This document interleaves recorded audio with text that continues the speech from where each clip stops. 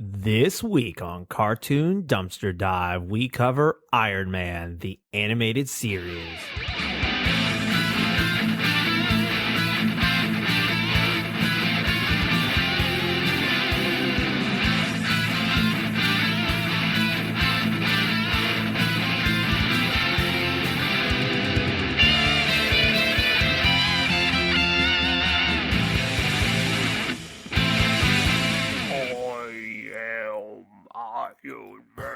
All of but not related No. to Iron Man at all. Oddly enough. Nope. Or not oddly enough. Anyway, so Joel, Yes, Andrew. how do you feel about Iron Man? I mean, I like him. He's never been my favorite hero, but I would say he's definitely if there was an award for most glow up in a superhero of all time, it would be him. 100%. Tony Stark, Iron Man. Yeah, I know you've always told me how Spider-Man was the hero to save the Marvel Universe. Oh, You yeah, could say yeah. Iron Man was the second coming of Spider-Man, in a sense. I mean, in the movie sense, because we all know the tried and true story of Marvel is okay. Marvel's going out of business selling filing cabinets. I don't know how much our general audience knows about that, but in later 90s, early 2000s, Marvel is tanking hard. DC has already sold all of its intellectual property rights to Warner Brothers, so they're doing okay. Marvel's not. What happened is Marvel sold all their popular ones at the time: The Incredible Hulk, Fantastic Four, Spider-Man, and then they sold off a few others like Blade, Ghost Rider, Daredevil, just to various other companies. So, but nobody really wanted the Avengers, which included Iron Man and stuff like that. So Marvel Studios gets created and they have nobody to really pull this off with, but they're just like, you know what?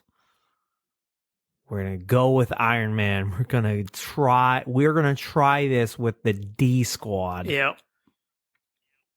And here we are now.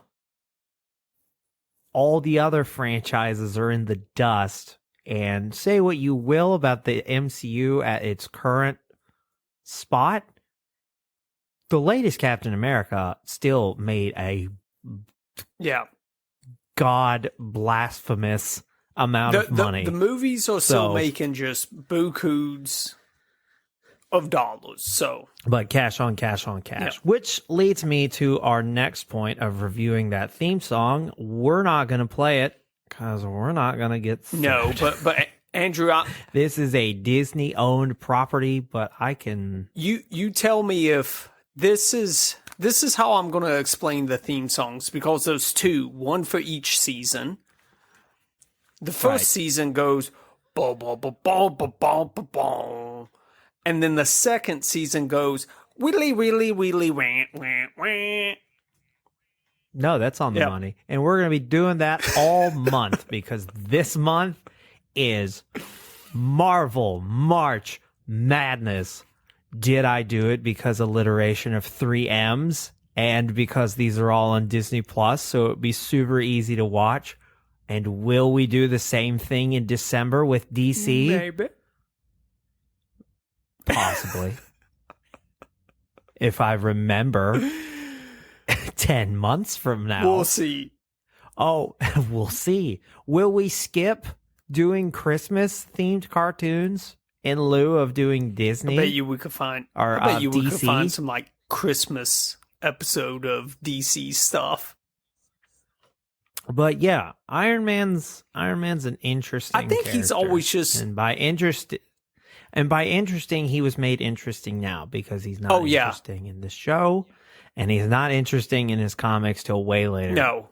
Unless you count when they made him an alcoholic. I've always thought Iron Man was just like a character design. It's cool because, I mean, he's just a robot human, basically. So you can just you can go wild with it. Do a lot of cool suits, stuff like that. I'll tell you what he really is. He's an action figure gold mine, and that's why I can guarantee you that's why they picked him to make a cartoon. Do you know how many Iron Man action figures we had growing up? Because, like you said, you could buy them in the Dollar General if you wanted to. And they was cheap. And then his Iron Man can go into another Iron Man. It was so cool. And it's endless. It was so cool to customize those different armor sets, plug them into the action figure. That was awesome as a kid, man. Yeah. Yeah, Swallowing Hazard, though. He's Marvel's Centurions. Perfect, yes. Centurions and Iron Man, they should have done a crossover there. It would have been fantastic. Yeah. They probably had. I never really looked. I know they didn't. You find out that's Tony Stark just got enough money, got the blueprints from the government to the Centurion program, and that's how he built his first Iron Man suit. There you go. Well, when we get into it, they did actually change his origins in this as well. But Joel, how did this show get made? So you basically already told it in a sense. Marvel's just at this point, because this came out in 94, ran for 2 seasons, 26 episodes. It was ultimately a part of the Marvel Action Hour. Which is weird because I think it was actually an hour and a half. Yeah, it was because they had 3 hours. They had 3 shows. Yeah, but half an hour But shows. I guess Action Power Hour sounds better than Action Power Hour and a half. Just the half would throw everybody off. What? Doesn't Action Power Hour and a half. What? Or maybe because the Fantastic Four didn't have as much action, so you had Iron Man and the Incredible Hulk first, and then you taper off with. I think that. I think the Fantastic Four, that was just a little throwaway where they didn't know who else to do, and maybe.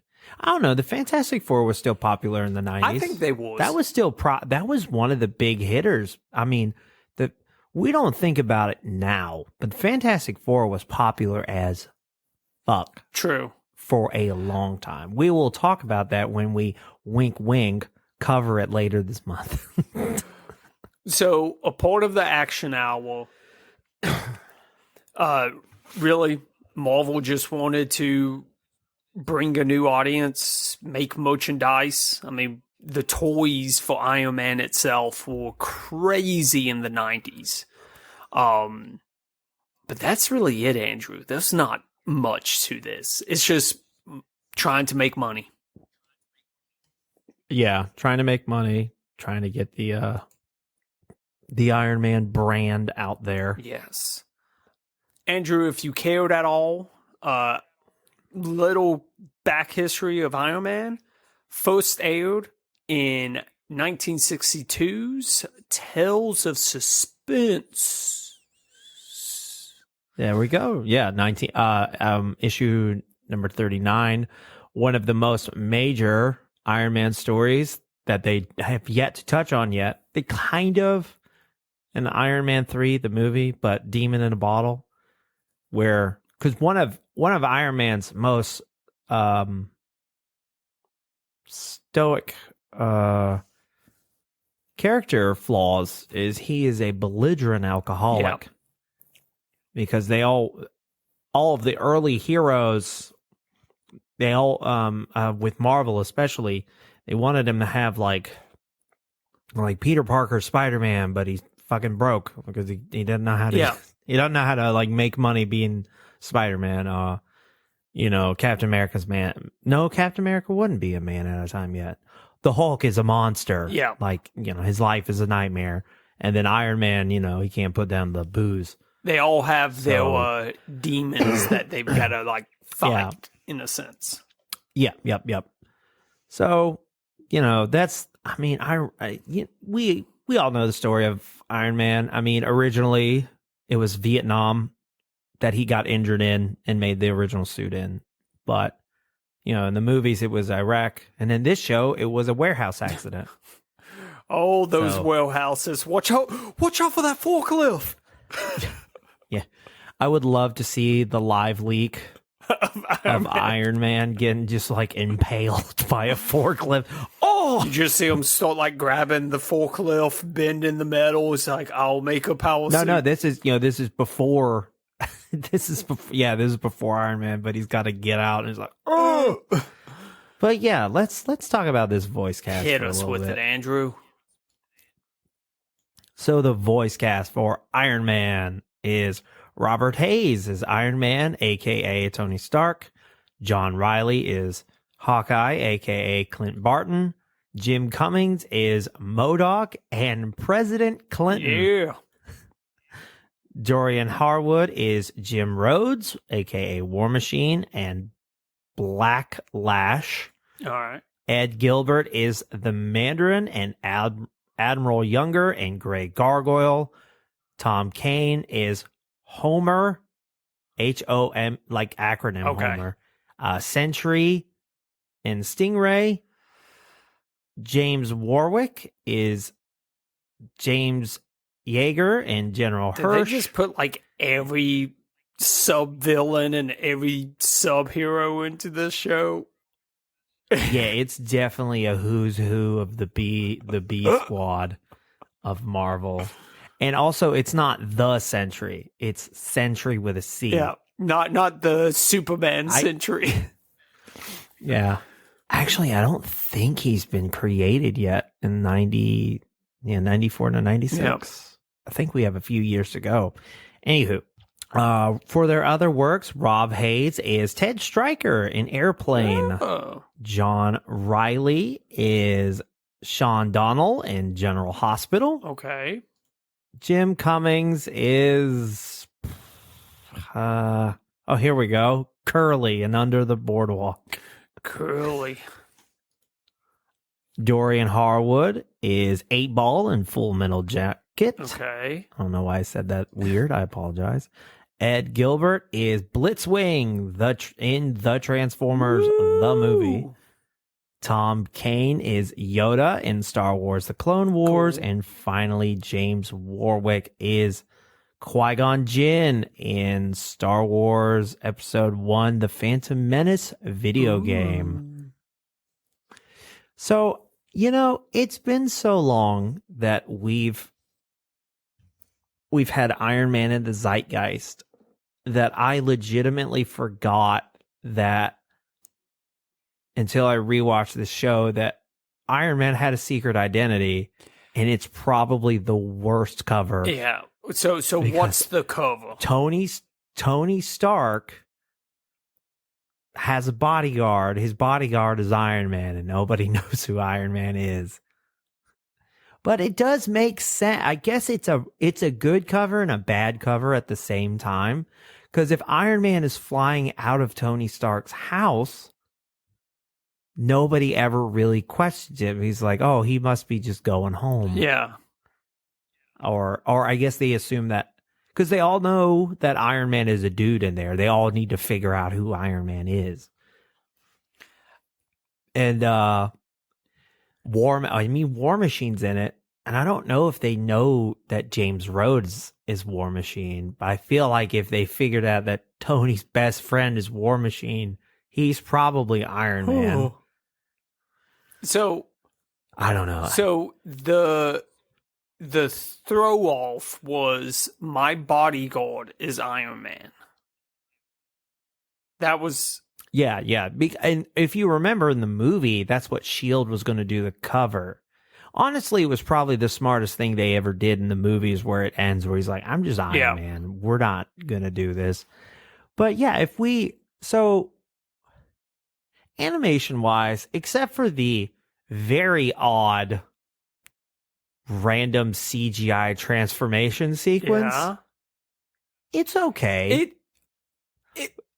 That first time you watch him, like, he put on the helmet and he just becomes this, like, PS2 model, you're like, what?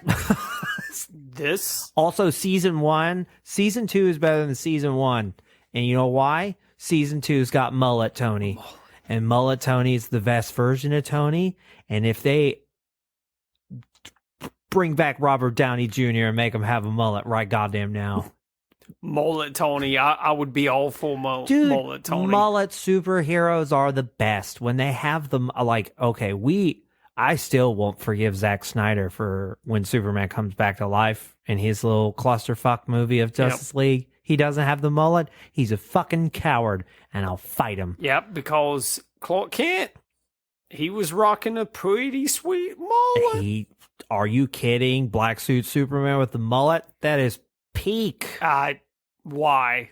Come on, James Gunn. Should have done it. Just do it one time. Should have done it. Should have done it.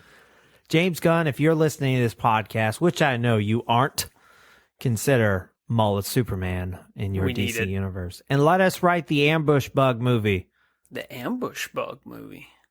Yeah, that's like their fourth wall breaking character. I have a good idea for an Ambush Bug movie, but I'm not going to say it in public. I'll write it once. They'll steal it from us. Somebody will steal it. It's a good idea, though. I promise. I agree with you. The second season, to me, feels like it has more... It's trying to tell more of a story.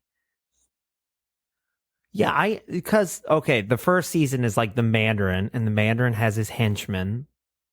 And also, as we mentioned last week with James Bond Jr., Evil Green Asian. Yep.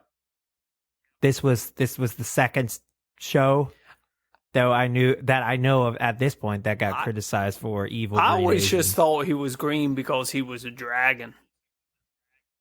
Yeah. See, I don't think a lot of people made the connection that the Mandarin is an Asian man. I thought he was an alien.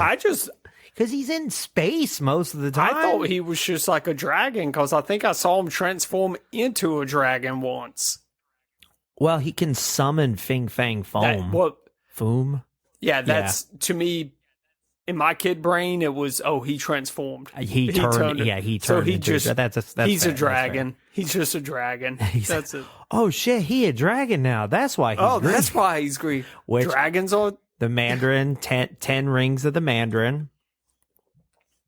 Also, I think they explain later, like Shang-Chi in his movie, that the Mandarin is like a orange chicken dish, right? Yeah, like because when they originally named the Mandarin, it was a bunch of white guys in the 50s. He goes, "What sounds evil in Asian?" Mandarin. The Mandarin. My God. Oh, God. That's the most evil Asian thing I've ever heard. Make sure to make him green as fuck so they don't get offended. They could have just made him orange. They could have. I don't know. Is that worse? No. Oh. Is that better? That could have been worse. Is it worse to add because we're post World War II, so you can't use where Asians were depicted as highlighter yellow. It was a very bad time for you just go that kind of... Like they just got a suntan now. Yeah, so it's just like, do you add red or do you add blue to be less racist? And this is like less racist in the 90s, which is still... We're towing the line a bit. Progress. It's progress. I mean, we're getting there. Now Asians are just evil in the color that the good Lord made them. So there we go. Evil. Yeah, they're just regular evil. No pigment dilation at all. Just an evil guy. Just an evil guy who happened to be born in the eastern hemisphere of the planet. Oh. But he has the 10 rings. I don't remember what they all are. Not as cool as the Infinity Stones. No, but that was Iron Man's whole big thing was like, originally it was technology versus magic. But then you look at all of his other villains and they're all technology based.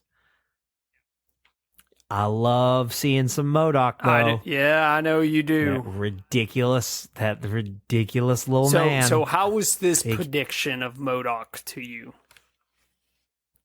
It was fine. It was pretty normal for what it was. I mean, The best depiction of MODOK ever is Patton Oswalt's MODOK animated series, Oh yeah. which was like, it looked like Robot Chicken. But this is good. This is like a classic evil MODOK, not trying to make it a joke kind of thing. I think that's where a lot of modern depictions of MODOK really, like, they make him too much of a joke. And then it's like, yeah, but he is supposed to be a threat of some kind. And of which this MODOK, he's kind of the Mandarin's right-hand man. And then you have Justin Hammer, the third main villain, who's just old capitalist who can't come up with new ideas, so he just wants to steal from Tony Stark. That's his whole a business. thing. He's just a businessman, an old businessman. Dude, it really is. He looks like Mike Pence. Just an old businessman, and you're like, yeah, those are the three evils: mutant, wizard, businessman. I mean, I would be scared if I walked into a room and I saw those three men there. Which one would you be the most afraid of? Probably the mutant. Okay. I mean, let's be honest. I would say the businessman. Because you got to assume he's in charge. If I walked in and I just saw basically a floating head with the tiniest arms and legs, that one would just be so like, what the fuck is this? You'd be like, God. I mean, you walk into a room and you just see MODOK sitting there. That's true. And this isn't even, this is like sort of kind of regular size, because sometimes people draw him to where he's like a 5'5" tall Yeah, head. exactly. That's what I'm thinking. I'm thinking like, this is just a giant floating head. The man in the business suit, I'm going to be like, well, there's nothing intimidating about you. That's true. That Justin Hammer is depicted like in his late 60s in this, which good for him for not retiring and being very dedicated to evil business practices. I know that the Hammer Corporation definitely has an evil business wing. Oh my God. Everything we mentioned in James Bond Jr. kind of happens in the Iron Man series, because they kind of do have an evil business room where he goes and he talks to the Mandarin. So he goes and he talks to the board in one room, and he turns around and there's a screen. The Mandarin is inevitably in charge. Of course. He's got the magic. He is. He's ancient. He's green. Why wouldn't he be in charge? Yep. Plus, he's a dragon. And I mean, yeah. Plus, but yeah. So also we have Force Works, which is Tony's like sidekick team, which is a very. It's a 90s comic that didn't really get. This is where the D-list heroes, but we have them in there. But Sentry, War Machine, Scarlet Witch, Hawkeye, and Spider-Woman are all in this series. They all have basically one attack. Spider-Woman can throw out a web. Scarlet Witch, her reality warping powers are harshly reduced. Hawkeye spends most of the time on a flying motorcycle. Yeah. War Machine is just Iron Man, but gray. They are all, if not removed, in the second season. And also the Mandarin doesn't play a very big part in the second season. In fact, he is killed by bandits in the second season. Man of science, Iron Man could not defeat him. Bandits got him. Yeah, he God, basically loses all his rings, and before he is able to recover his rings and disable technology worldwide, he's killed by bandits. What bandits got him? If he doesn't have his rings, he's just an old green man. So at this point, he didn't have his. Okay, he is ringless, so he's just done. I was about to say, man, those are terrifying bandits. They're hiding in the night. We don't know who they are, but they're strong enough to take out the Mandarin. Yep. Iron Man also shows up in the Incredible Hulk, the 1996 series, and Iron Man also shows up with War Machine and Spider-Man, and Iron Man is one of the people in the giant crossover in the Spider-Man animated series where they go to the Beyonders battle world. Yeah, that one was pretty cool. That was 90s kids Infinity War for those of you who were born in 2010 and somehow listened to this show. There aren't a lot of you, but there are enough of you to where we get a blip on that little thingy. Just enough. Analytics. That's it. You're there.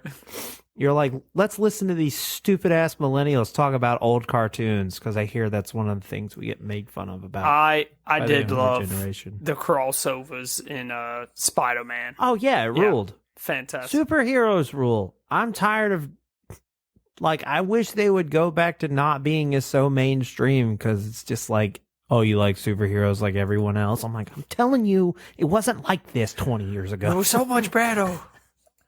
It was so much better, but somehow worse. We just want to be nerds again. We just want to be nerds and not have to talk to you guys about the fucking movies, man. Whatever. But it is time to go to your new reoccurring segment, reviews that are strong as iron and reviews that rust away. Oh, nice. Solid one. Thank you. So this is sitting at Solid as iron. hot as iron, Andrew. This is sitting at a 6.5 out of 10. Has a 3.9K ratings. I've got a 8 out of 10 and a 2 out of 10 for you, Andrew. Okay. The 2 out of 10, titled No. Just no.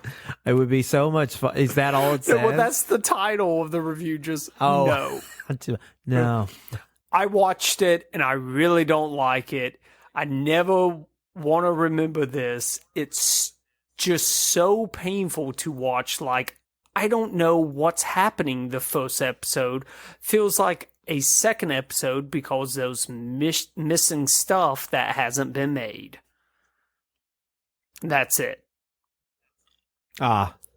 Dude, there was something like kids will not understand how much every cartoon in the 90s was just propaganda to sell you some sort of action toy.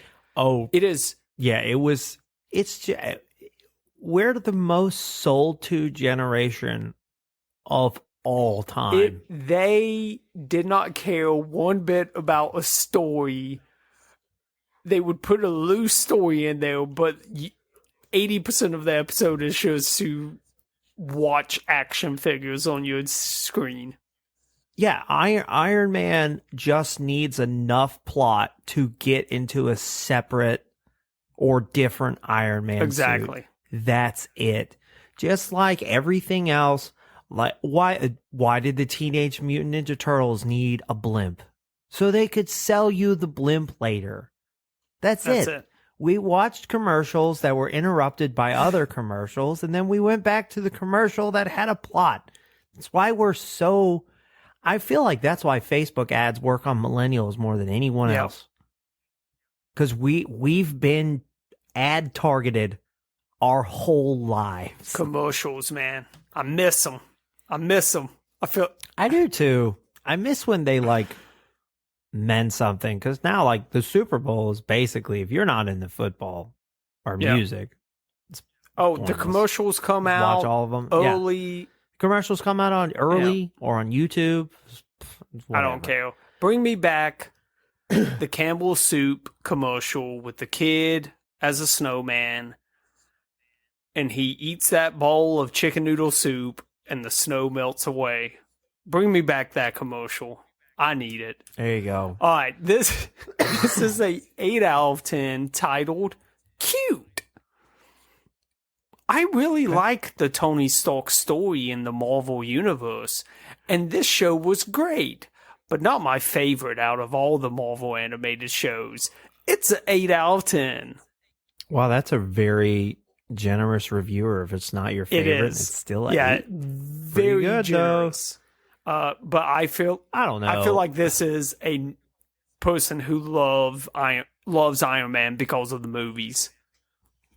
Well, in 2008, when the movie came out, they put this on Disney's short-lived Jetix They did because block of that entertainment. movie was just Because they had to. And then they made that CGI one, which I guess we could cover at some point. yeah, Not this month. not this month. But that's Maybe later. But that's it, Andrew.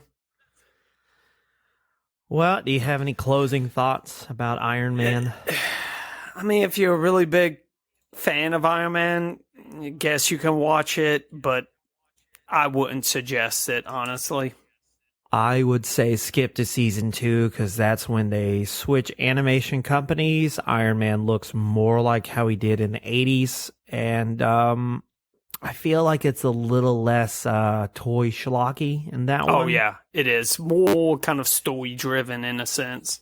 Yeah. So, but like season 1 is definitely like a moving catalog of Iron Man toys. But that's all I gotta say. But I believe that wraps up Iron Man, the animated series, and the first of our Marvel March Madness. If you would like to reach the show, you can go to... Oh, wait, hold on. Let me do the Patreon first. If you'd like to support the show, you can go to patreon.com/cartoondd. There we have the $5 tier. We can give you stickers and pins. We mail them right to your door. You have access to our Discord and bonus episodes and episodes that come out regularly, but with extended audio. We have a website, cartoondumpsterdive.com. There you can send a request, and we'll talk all about it.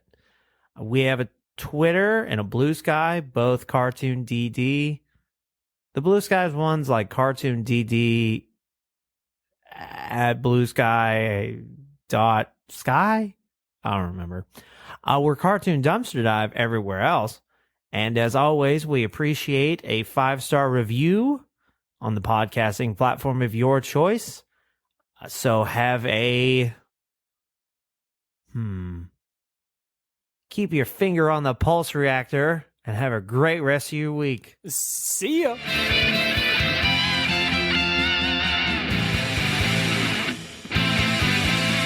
Joel's not back yet, but he'll say see ya at the end of this. I wonder if he'll make me do the outro again. Because he's not here to react to what I say.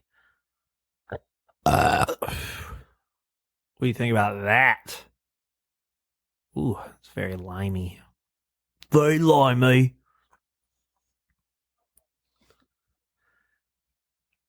Hope he hurries back. I have some lasagna that I want to cook. Might not have enough time to cook it now that I think about it. Maybe it'll be tomorrow's lasagna. See how long it takes to cook in the oven. It's not Stouffer's, but it's basically Stouffer's. Because I didn't want to take like 5 hours to make a lasagna. Not that I'm against doing that, but it's currently 9, so I don't want to make a lasagna till 1 in the morning. Because then I have to eat the lasagna. And that's going to take who knows how long. 4 or 5 minutes. Then all the garlic bread.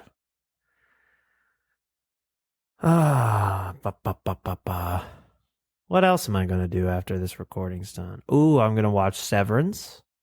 It's pretty good. I don't know how much of this is going to be in. We could put this like at the very end. This could be the closing blooper. And they could be like, why do they have a 5-minute blooper? And this would be the reason. No, but if you have Apple TV, Severance is pretty good. Let's see. What else is there? Ooh, I'm excited. One more month until we learn more about the Switch 2. The Twitch? The Twitch? I don't know.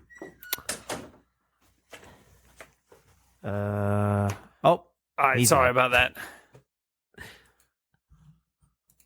Okay. You're muted. Sorry about that. Yep, All right. there we go. Oh, it's fine. I did the Oh, outro you did? already if you want to just say see ya. See ya. Yep. My man. My man. This has been a Lughole podcast.